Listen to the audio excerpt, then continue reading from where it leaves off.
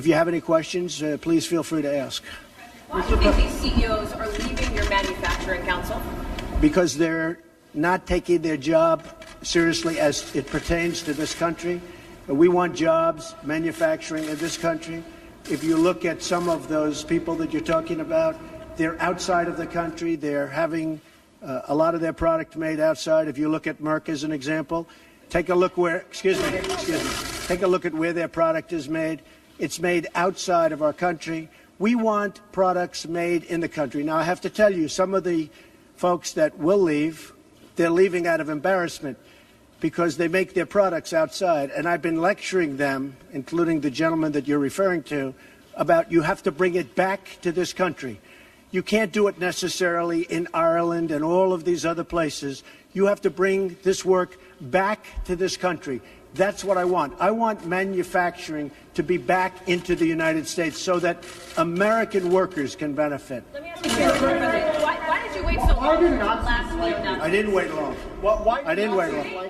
I didn't wait long. I wanted to make sure, unlike most politicians, that what I said was correct, not make a quick statement. The statement I made on Saturday, the first statement, was a fine statement. But you don't make statements that direct unless you know the fact. It takes a little while to get the facts. You still don't know the facts. And it's a very, very important process to me. And it's a very important statement. So I don't want to go quickly and just make a statement for the sake of making a political statement. I want to know the facts. If you go back to my, in fact, I brought it. Who did you bring, Mr. President? As I said on, remember this, Saturday, we condemn in the strongest possible terms this egregious display of hatred, bigotry, and violence. It has no place in America. And then I went on from there. Now, here's the thing. As to, excuse me, take it nice and easy. Here's the thing. When I make a statement, I like to be correct. I want the facts. This event just happened. In fact, a lot of the event didn't even happen yet as we were speaking. This event just happened. Before I make a statement, I need the facts. So I don't want to rush into a statement. So making the statement when I made it was excellent. In fact, the young woman who I hear is a fantastic young woman, and it was on NBC, her mother wrote me and said through, I guess, Twitter, social media, the nicest things, and I very much appreciated that. I hear she was a fine, really actually an incredible young woman. But her mother on Twitter thanked me for what I said. And honestly, if the press were not fake, and if it was honest, the press would have said what I said was very nice. But unlike you and unlike the media, before I make a statement, I like to know the facts. They don't. How about a couple of infrastructure questions? Was that terrorism? Say it. What? The CEO of Walmart said you missed a critical opportunity to help bring the country together. Did you? Not at all. I think the country, look, you take a look. I've created over 1 million jobs since I'm president. The country is booming. The stock market is setting records. We have the highest employment numbers we've ever had in the history of our country. We're doing record business. We have the highest levels of enthusiasm. So the head of Walmart, who I know, who's a very nice guy, was making a political statement. I mean, I do it the same way. And you know why? Because I want to make sure, when I make a statement, that the statement is correct. And there was no way of making a correct statement that early. I had to see the facts, unlike a lot of reporters. I didn't know David Duke was there. I wanted to see the facts. And the facts, as they started coming out, were very well stated. In fact, everybody said his statement was beautiful. If he would have made it sooner, that would have been good. I couldn't have made it sooner because I didn't know all of the facts. Frankly, people still don't know all of the facts. It was very important, excuse me, it was very important to me to get the facts out and correctly. Because if I would have made a fast statement, and the first statement was made without knowing much other than what we were seeing. The second statement was made after, with knowledge, with great knowledge. There's still things, there's still things that people don't know. I want to make a statement with knowledge. I wanted to know the facts. Okay. Was this two questions? Was this terrorism? And can you tell us how you're feeling about your chief strategist? Well, I think the driver of the car is a disgrace to himself, his family, and this country. And that is, you can call it terrorism. You can call it murder. You can call it whatever you want. I would just call it as the fastest one to come up with a good verdict. That's what I'd call it. Because there is a question. Is it murder? Is it terrorism? And then you get into legal semantics. The driver of the car is a murderer. And what he did was a horrible, horrible, inexcusable thing. Can you tell us how you're feeling about your chief strategist, Mr. Bannon? Can you talk about that? I would echo Maggie's question. Steve Bannon is... I never spoke to Mr. Bannon about it. Can you tell us broadly what do you still have confidence in Well, Steve? we'll see. Look, I like Mr. Bannon. He's a friend of mine. But Mr. Bannon came on very late. You know that. I went through 17 senators, governors, and I won all the primaries. Mr. Bannon came on very much later than that. And I like him. He's a good man. He is not a racist. I can tell you that. He's a good person. He actually gets a very unfair press in that regard. But we'll see what happens with Mr. Bannon. But he's a good person, and I think the press treats him, frankly, very unfairly. Do you have confidence that Senator McCain has called on you to defend your National Security Advisor, H.R. McMaster, against all these attacks? I did it the last time. And he called on it again, linking the Senator McCain? to the alt-right. And Senator McCain, you mean the one who yes. voted against Obamacare? And he said Who that... is Senator? You mean Senator McCain who voted against us getting good health care? McCain said that the alt-right is behind these attacks, and he linked that same group to those who perpetrated the attack in Charlottesville. Well, I don't know. I can't tell you. I'm sure Senator McCain must know what he's talking about. But when you say the alt-right, define alt-right to me. You define it. Go ahead. Well, I'm saying, define it for me. Come on, let's go. Define Senator it. McCain defined them as the same group. Okay, what about the alt-left that came charging at him? Excuse me.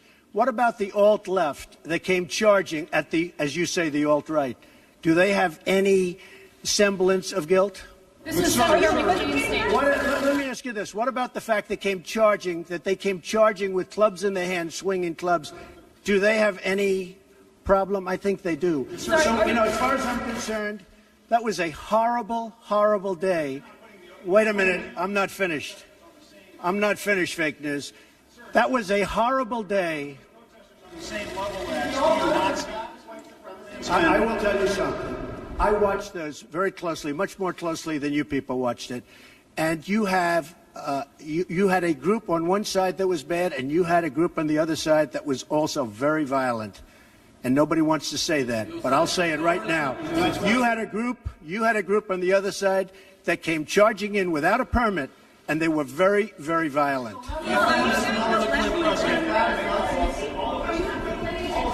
Go ahead. Do you think that what you call the alt-left is the same as neo-Nazis? Those people, all of those people, excuse me, I've condemned neo-Nazis. I've condemned many different groups, but not all of those people were neo-Nazis, believe me. Not all of those people were white supremacists by any stretch. Those people were also there because they wanted to protest the taking down of a statue, Robert E. Lee. So, excuse me, and you take a look at some of the groups and you see, and you know it if you were honest reporters, which in many cases you're not, but many of those people were there to protest the taking down of the statue of Robert E. Lee. So, this week it's Robert E. Lee. I noticed that Stonewall Jackson's coming down. I wonder, is it George Washington next week, and is it Thomas Jefferson the week after? You know, you really do have to ask yourself, where does it stop?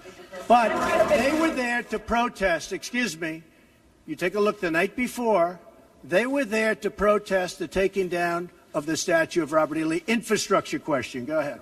Should statues of Robert E. Lee stay up?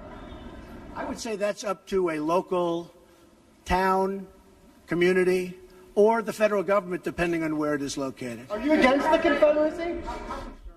About race relations in America, and do you think things have gotten worse or better since you took office? I think they've gotten better or the same. Look, they've been frayed for a long time. And you can ask President Obama about that because he'd make speeches about it. But I believe that the fact that I brought in, it will be soon, millions of jobs. You see where companies are moving back into our country. I think that's going to have a tremendous positive impact on race relations. We have companies coming back into our country. We have 2 car companies that just announced. We have Foxconn in Wisconsin just announced. We have many companies, I say, pouring back into the country. I think that's going to have a huge positive impact on race relations. You know why? It's jobs. What people want now, they want jobs. They want great jobs with good pay. And when they have that, you watch how race relations will be.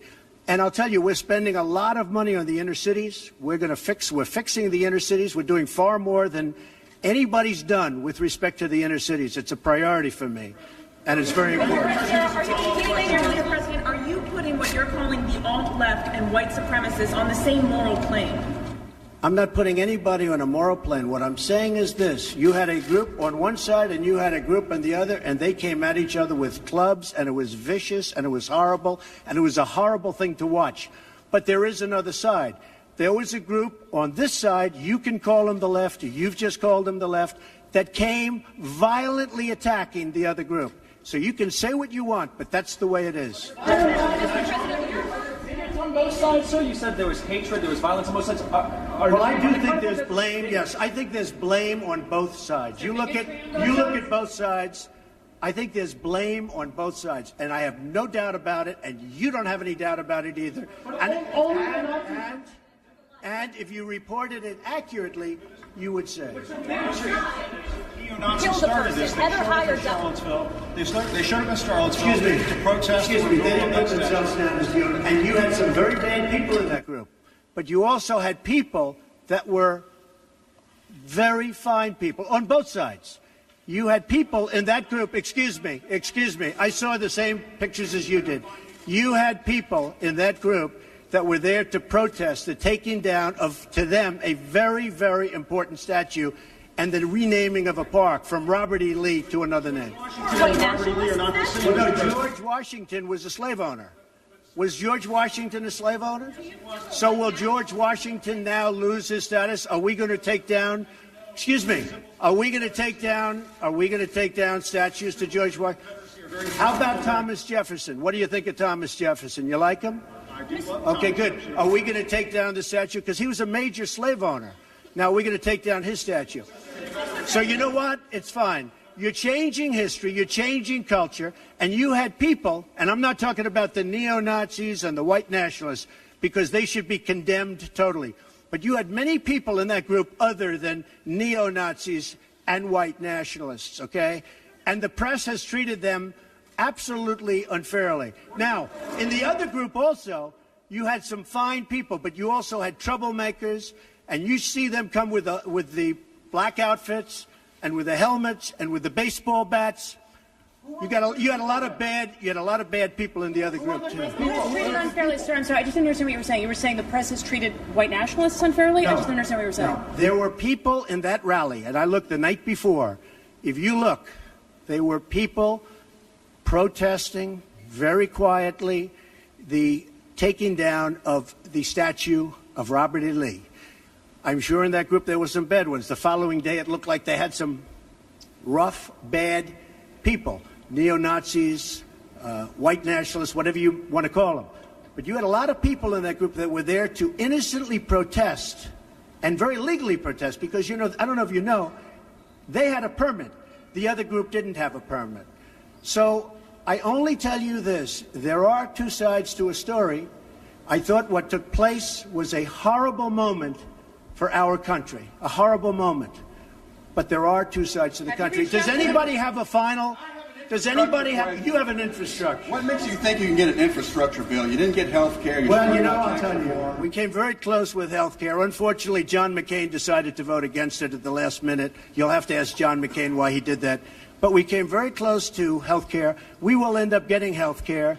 But we'll get the infrastructure, and actually infrastructure is something that I think we'll have bipartisan support on. I actually think Democrats will go along with the infrastructure. President, have you spoken to the family? Have you spoken to the family of the victim of the car attack? No, I'll be reaching out. I'll be reaching When out. will you be reaching out? I was I thought that the statement put out, the mother's statement, I thought was a beautiful statement. I was telling you, it was something that I really appreciated. I thought it was terrific, and really under the kind of stress that she's under and the heartache that she's under, I thought putting out that statement to me was really something I won't forget. Thank you all very much. Thank you.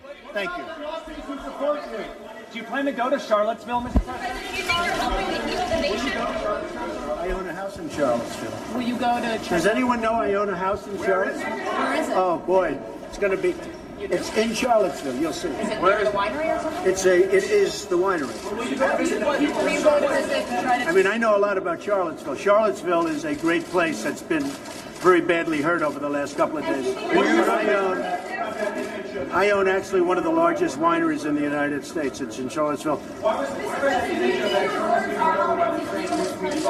What do you think needs to be done to overcome the racial divides? Well, I really think jobs can have a big impact. I think if we continue to create jobs, over 1 million, substantially more than 1 million, and you see just the other day, the car companies coming in with Fox.